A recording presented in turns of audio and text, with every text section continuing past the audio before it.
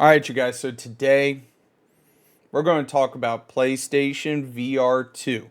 So there was a big announcement from Sony today about the Sony PlayStation VR 2.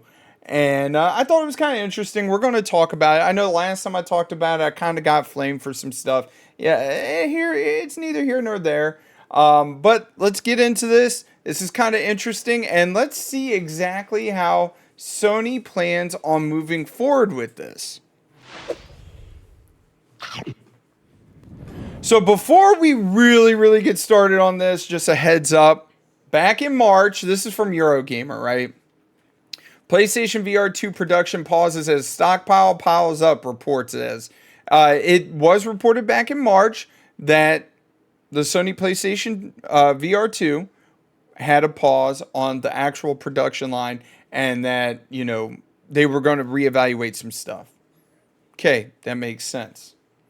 The next piece of information we're going to talk about is how the Sony PSVR 2 has a price point of about $500. Now, mind you, the Meta Quest 2, 3, whatever it is, you can usually get that, the smaller version that is, for between like $250, $300.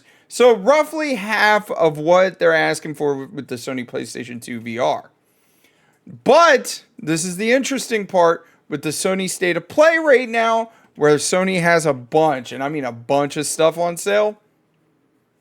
They actually put the VR headset on sale, if you guys couldn't tell. Right now, you could go to Best Buy, buy a pair for $449. GameStop has it on sale for $400. So you could get it for roughly the same price as the Sony VR 2. I mean, not the Sony, the Quest 2 or the Quest 3, right? But that's not why we're here. We're actually here to talk about this. You can play the PlayStation VR 2 games on the PC with an adapter starting in August. I thought this was kind of interesting. Sony is releasing a PSVR 2 PC adapter later this year. Sony has announced that it will be releasing a PlayStation VR 2 PC adapter on August 2nd at select retailers, including PlayStation Direct stores. The device will cost $60. So it's kind of making me wonder which what sellers, not resellers, what sellers are going to be offering this adapter for the PlayStation VR 2. Is it going to be GameStop, Target, Best Buy, Walmart, other than, of course, PlayStation directly? In order to use this adapter, players will need to separately sold DisplayPort cable that's compatible with the DisplayPort 1.4 as well as the Steam account. The PC will also need to meet some minimum spec requirements. So, of course, right here, OS, Windows 10, 64 gig, 64-bit, or Windows 11 64-bit.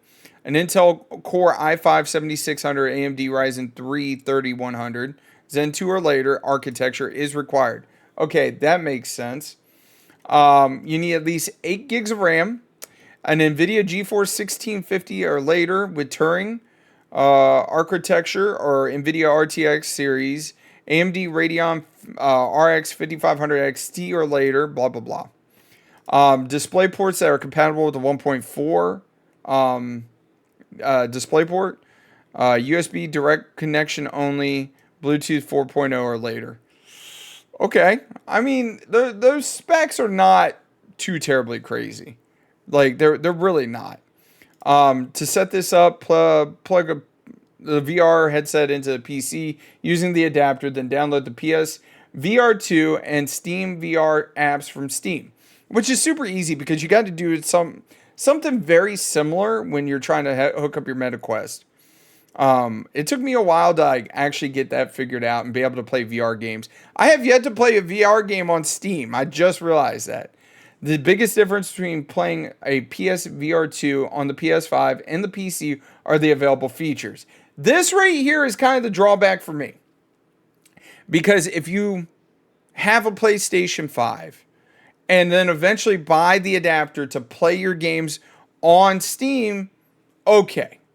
But if you're buying this headset, these features are not included. So you're paying extra for these features that you won't be able to utilize unless you have a PlayStation 5. And one of the sticking points for me is ones like HDR, headset feedback, eye tracking, adaptive triggers, and haptic feedback apart from the rumble. Are not available when playing on the PC. However, 4K visualization, 110-degree field of view, 3D audio, finger touch detection, and other sensory features are supported. Okay, I don't like how the HDR is not included in all this other stuff. So you're paying for all that extra stuff, but you won't be able to use it unless you're utilizing a PlayStation 5, mind you.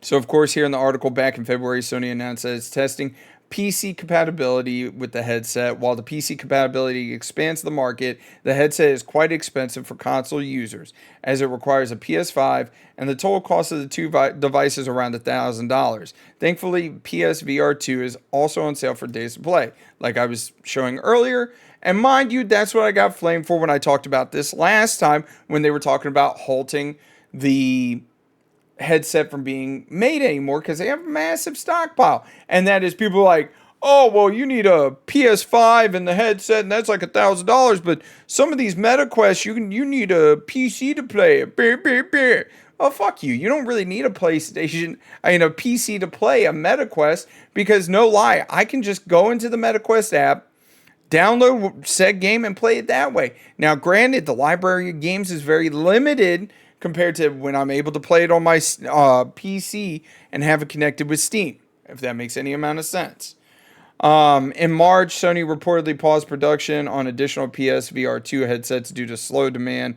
And GameSpot's PSVR 2 review, we said the PlayStation's second VR headset is powerful and elegant, but Horizon Call of the Mountains is doing all the heavy lifting when it comes to the games. Because, like, I legit don't know what games are even available for the PSVR 2. I've never actually thought about that. Hold on just a second. Let's go full screen real quick. But I think that the funny thing is like there's really not that many. It says that there's 42 available. So you got Horizon Call of the Mountain, Gran Turismo 7, No Man's Sky, Crossfire, the Dark Picture Switch back. I guess it's part of the Dark Picture anthology from the looks of it. Lightbridge, Aces of Thunder, Firewall Ultra. There's really not much. Walking Dead. Of course, Beat Saber, which I feel like Beat Saber is basically a cornerstone of all VR games. But for the most part, most of these games are just like shovelware, like Escape VR, Undead Citadel. But for the most part, a lot of them, you can play them on the meta, and you can get the meta for much cheaper. But I did think it was kind of interesting how they are trying to expand said market to get more eyes on it, to get it in more people's hands. But like I said, the biggest drawback for me would have to be the fact that they're doing this, but some of the features are going to be locked and you won't be able to utilize them. Maybe it's just me being picky. But anyways, you guys, don't forget to mash that like button. Comment down below, how do you feel about this? Do you think it's a good move? You think it's a bad move? Do you think the headset is worth purchasing to potentially use on your PC, or do you think it's a bad idea? Anyways, you guys, have a great and wonderful day, and I'll catch you later.